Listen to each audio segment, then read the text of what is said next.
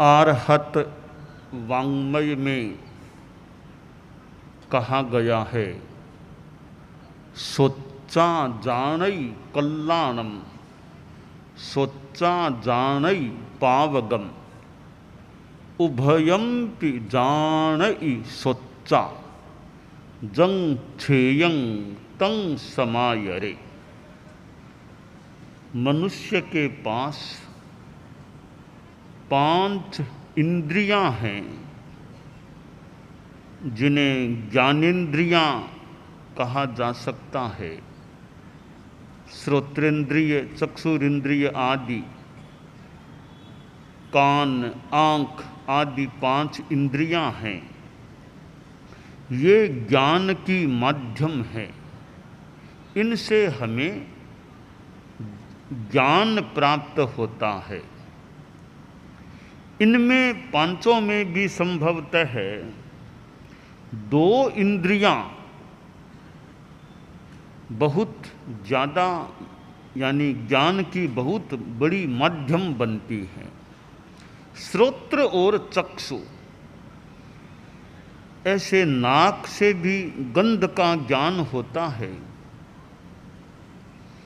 और जिह्वा है, स्वाद आता है, रस स्वाद का बोध होता है।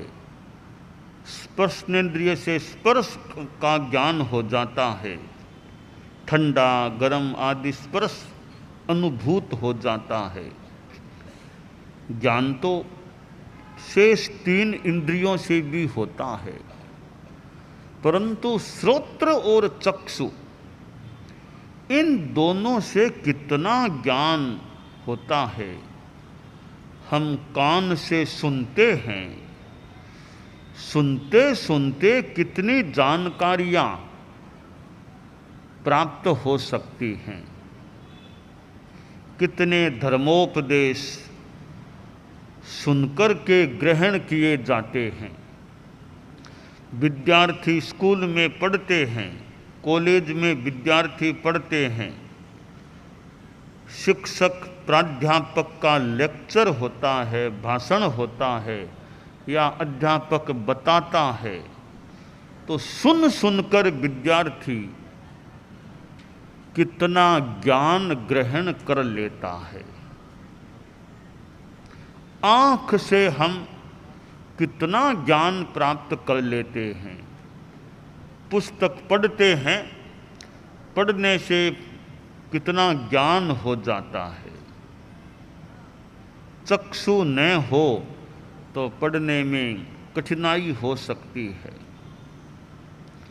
और श्रोत्र और चक्षु दोनों से ज्ञान पुष्ट होकर प्राप्त हो सकता है। एक बात कान से सुन ली कि वहाँ ऐसी चीज़ है, वहाँ वह धर्मस्थान है, वह चीज़ है, वहाँ धर्म गुरु हैं, बहुत साधक हैं, बड़ी धर्म की अच्छी व्याख्या करने वाले हैं, कान से प्रशंसा तो सुन ली,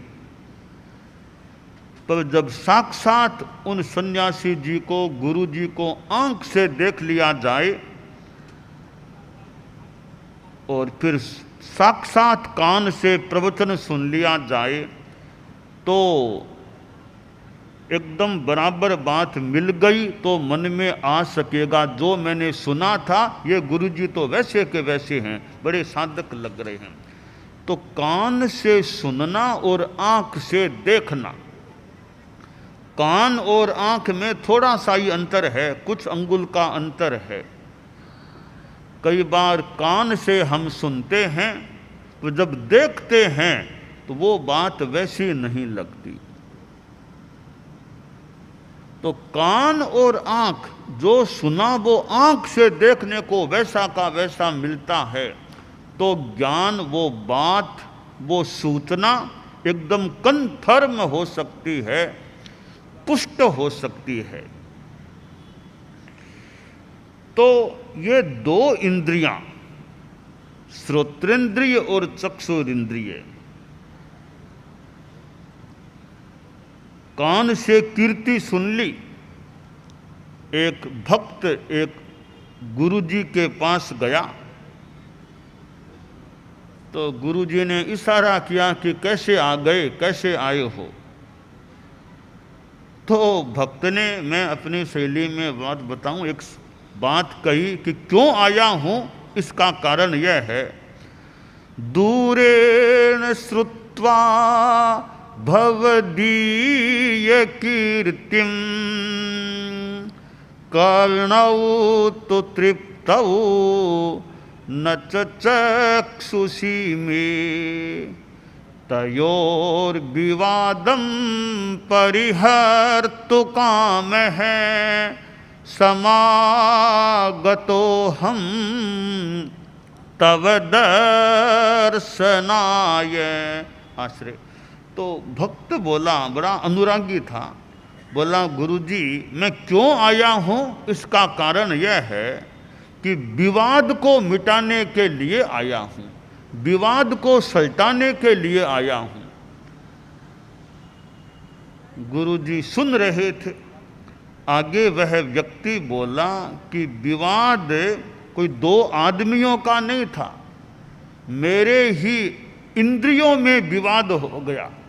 विवाद ऐसे हो गया गुरुजी कि मैं तो काफ़ी दूर रहने वाला हूँ, आपके बारे में बहुत बातें सुनी, आपकी कीर्ति श्लाघा भरी बातें सुनी, प्रशंसा सुनी कि ऐसे गुरुजी हैं, संत हैं, त्यागी हैं। तो मेरे कानों को तो बड़ी तृप्ति मिल गई, कानों से सुना मैंने, कान बड़े तृप्त हो गए। तो सुनने से कानों को तृप्ति मिल गई, पर आंखें तृप्त नहीं हुई। आंखें मानो यह सोच रही थी, स्थूल भाषा में बात करें, कि कानों को तो तृप्ति मिल गई कि ऐसे हैं ऐसे हैं, मुझे तो देखूं तब, साक्षात देखूं तब शांति मिले। तो मानो आंखें मुझे कह रही थी, मेरी आंखें प्यासी हो गई थी। इतनी कीर्ति जिस संत की मैं सुनी है, कानों ने सुनी है, तो आंखों से हम खुद आंखें ने सोचा मैं देखूं, हम देखें तो हमें तृप्ति मिले। तो आंखों ने मुझसे कहा कि कानों को तो तृप्ति मिल गई, हम तो बहन भाई हैं, कान को भाई मान लें, आंख को बहन मान लें, भाइयों को तो तृप्ति मिल गई, दोनों कानों को, हम बहनों को तृप्ति कैसे मिलेगी? जब तक हमें दर्शन नहीं मिलेंगे तब तक तृप्ति कैसे मिलेगी? तो मैंने आंखों को तृप्ति देने के लिए, कि कान तो खुश हो गए पर आंखें प्यासी थी कि हमें तृप्ति कैसे मिले। तो कान और आंख में यह विवाद था। आंखों ने कहा हमको, कानों को तृप्ति मिल गई, हमको तृप्ति नहीं मिली।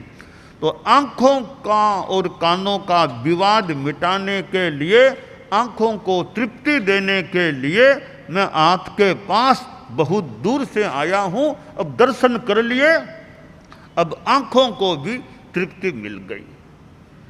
तो कान और आंख, हम कान से सुनते हैं और आंख से देखते हैं। तो साक्षात देखने का, साक्षात दर्शन का अपना महत्व होता है। तो हम सुनकर बहुत कुछ जान सकते हैं। शास्त्र में कहा गया, सोचा जाने कल्याणम, आदमी सुनकर कल्याण की बात को जानता है, कल्याण को समझता है, समझ लेता है। और सुनकर गलत चीज, पाप को भी वह आदमी जान लेता है। दोनों का ज्ञान, अच्छा और बुरा, दोनों का ज्ञान सुनने से हो जाता है। अब सुनने के बाद क्या करना चाहिए? जंग छेयम तंग समायरे, जो छेक है, जो श्रेय है, जो कल्याणकारी है, वह आचरण आदमी को करना चाहिए। कल्याणकारी पथ पर आदमी को चलना चाहिए। परम पूज्य आचार्य श्री तुलसी ने अनुव्रत की जो बात बताई, अनुव्रत का एक मानो पथ बताया, दिखाया। अब अनुव्रत के पथ को आदमी जान ले, कानों से सुन ले, फिर उस पथ पर चले। मैं नशा नहीं करूँगा, मैं सांप्रदायिक सहिष्णुता रखूँगा, सांप्रदायिक उन्माद नहीं फैलाऊँगा, मैं ईमानदारी रखूँगा, मैं हत्या आदि जैसे गलत कार्यों में नहीं जाऊँगा। अब ऐसे छोटे छोटे संकल्प आ जाएं तो सुन लिया, ज्ञान हो गया, फिर जो कल्याणकारी है उसको जीवन में उतारा जाए, जो गलत चीज़ है उसका सेवन करने से बचा जाए तो आदमी की चेतना अच्छी बन सकती है। परम पूज्य आचार्य श्री महाप्रज्ञ जी तो प्रेक्षा ध्यान कराते थे और प्रवचन भी देते थे। आज हम नवी मुंबई में आना हुआ है, नवी मुंबई में प्रवेश हुआ है और एरोली में आना हुआ है। एरोली के मैं तेरापंथ भवन में भी गया और वहाँ लोगों ने बताया कि यहाँ इसी भवन में आचार्य श्री महाप्रज्ञ जी ने रात्रि प्रवास किया था। संभवतः मैं तब नहीं था, मैं गुरुदेव के साथ नहीं था, मैं उड़न और कहीं चला गया हूँगा। आचार्य श्री महाप्रज्ञ जी के इस तेरापंथ भवन में रात्रि प्रवास किया था। तो आचार्य श्री महाप्रज्ञ जी जो मुंबई पधारे थे, नवी मुंबई भी पधारे थे और जो एक अध्यात्म ध्यान, इधर शास्त्रों का भी उन्होंने संपादन जैसा कार्य भी हाथ में किया। तो ये जो अनुव्रत है, प्रेक्षा ध्यान है, इधर विद्या संस्थानों में जीवन विज्ञान की बात है। ऐसे पथ हैं कि जिन पर चलने से आदमी श्रेय की दिशा में आगे बढ़ सकता है। हम लोग ये सारभूत रूप में संक्षेप में 3 बातें जो कल्याणकारिणी हैं बताया करते हैं जनता में। सद्भावना, नैतिकता, नशा मुक्ति की सद्भावना रखें। अभी अनुव्रत का यह 75वां वर्ष चल रहा है। अनुव्रत अमृत महोत्सव बरस है और यह अनुव्रत यात्रा भी, हमारी यात्रा का नाम भी अनुव्रत यात्रा है। तो अनुव्रत का ही मानो कुछ सार है कि सद्भावना, सबके प्रति सद्भावना। विभिन्न जातियां हैं, विभिन्न भाषाएं हैं, विभिन्न संस्कृतियां हो सकती हैं, विभिन्न संप्रदाय हैं। यह विभिन्नता है, इस विभिन्नता में भी परस्पर सद्भावना रहे। संप्रदाय, जाति आदि को लेकर इन मुद्दों के आधार पर दंगा फसाद, मार काट, हिंसा, हत्या, इसमें आदमी को नहीं जाना चाहिए। दूसरी बात है नैतिकता, कि आदमी जो भी कार्य करे उसमें ईमानदारी रखने का प्रयत्न रखे, भी ज़्यादा से ज़्यादा ईमानदारी रखें। बिजनेस करना है, लेन देन करना है और कोई काम धंधा करना है, अपने व्यवहार में जहाँ तक संभव हो सके ज़्यादा से ज़्यादा आदमी को ईमानदारी, प्रामाणिकता, मोरलिटी, ऑनेस्टी, ट्रांसपेरेंसी यह रखनी चाहिए। झूठ, कपट, चोरी, दगा, धोखा, इन चीज़ों से बचना चाहिए। दूसरे के अधिकार की चीज़ है, उसको छीनने का दुष्प्रयास आदमी को नहीं करना चाहिए। तो नैतिकता होनी चाहिए। तीसरी बात है नशा मुक्ति। यह शराब, सिगरेट, बीड़ी, खैनी, गुटखा आदि, और हमने मुंबई और बृहत्तर मुंबई इस प्रवास में ड्रग्स, कि आदमी ड्रग्स, विद्यार्थी आदि आदि ड्रग्स के सेवन से बचें। इस संदर्भ में भी कई कार्यक्रम हुए स्कूलों आदि में, जो भी कि ड्रग्स के सेवन से यानी नशे से लोग बचें, विद्यार्थी आदि भी बचें।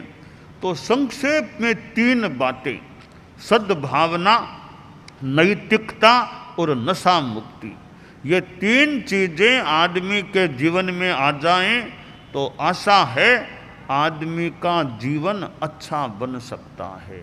आदमी आदमी अच्छा हो जाए, समाज अच्छा हो सकता है, राष्ट्र अच्छा हो सकता है।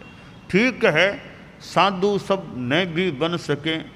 कल वैसे दीक्षा समारोह है, 31 जनवरी को कोपर खेलना, उधर वहाँ दीक्षा समारोह भी है, साधु बनने वाली दीक्षा भी है। और भी अनेक दीक्षाएं पहले हमारे मुंबई में प्रवेश के बाद हो चुके हैं, पर कोई साधु बनते हैं। सारे लोग साधु बन जाएं यह तो मुश्किल बात है। तो साधु दीक्षा कल है वैसे, बस दीक्षा तो एक की होनी निश्चित है। तो ठीक है, हर आदमी साधु नहीं भी बन सके, पर सज्जन बने, सज्जन अच्छा आदमी रहे। कि भाई महात्मा नहीं बन सके तो दुरात्मा भी नहीं बने। महात्मा बनना मुश्किल है तो दुरात्मा भी न बने, कम से कम सदात्मा, सज्जन आत्मा, सज्जन आदमी तो बने रहने का, बनने का प्रयास रखें।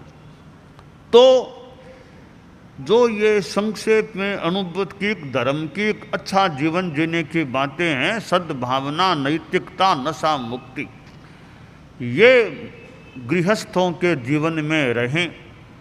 भगवान महावीर 2500 बरस पहले, 2550वां बरस का संदर्भ है, क्रम है कि भगवान महावीर के निर्वाण को 2550 वर्ष लगभग होने जा रहे हैं। तो भगवान महावीर जैसे महापुरुष दुनिया में हुए, और भी कितने महापुरुष दुनिया में हुए हैं। तो इन महापुरुषों ने कितनी साधना की होगी, कैसे साक्षात्कार, आत्म साक्षात्कार किया होगा। आज भी हमें शास्त्रों के रूप में, अच्छे ग्रंथों के रूप में एक ज्ञान का खजाना भारत में प्राप्त होता है। तो शास्त्रों में कितनी बढ़िया बढ़िया बातें, कितने सुभाषित, कितने सूक्त हैं। अब उन सूक्तों में जो संदेश है, वे संदेश हम कैसे जीवन में आत्मसात कर सकें, यह खास बात है। तो जो कहा गया कि सोचा जानई कल्याणम, सोचा जानई पावगम, सुनकर के कल्याण को जानता है आदमी, सुनकर के पाप को भी जान लेता है। अब वो अच्छी जो बात है, कल्याण की बात है, उसको जीवन में उतारने का प्रयास करना चाहिए। गृहस्थों में भी कई बड़े अच्छे साधक, अच्छे साधना करने वाले मिल सकते हैं। और गृहस्थों में तो इतनी तपस्या, अभी पिछले दिनों में समाज में 2 संथारे हुए। एक तो अभी 1-2-3 दिन पहले पाली में संथारा संपन्न हुआ, श्री सोहन राज जी चोपड़ा का पाली में संथारा संपन्न हुआ। कैसे कोई भाव जागता है, पहले से संभवतः निश्चय कर लिया संथारा लेना, संथारा ले भी लिया, और संथारा कई दिनों के बाद संपन्न भी हो गया।